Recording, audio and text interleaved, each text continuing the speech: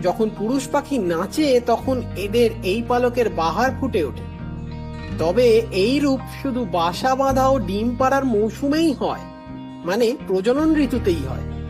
ছানারা বাসা ছেড়ে উড়ে যাওয়ার পর থেকে এই নীলচে বেগুনি এবং কালো রং আস্তে আস্তে ফ্যাকাশে হতে থাকে এই পুরুষ পাখিদের। প্রজননের বাইরের অন্তর্বর্তীকালে পুরুষ দেখতে পায় স্ত্রী পাখির মতোই দেখতে হয়, কেবল থুতনি থেকে বুক পর্যন্ত ছোপ ছোপ কালো একটি মোটা ডোরা থাকে।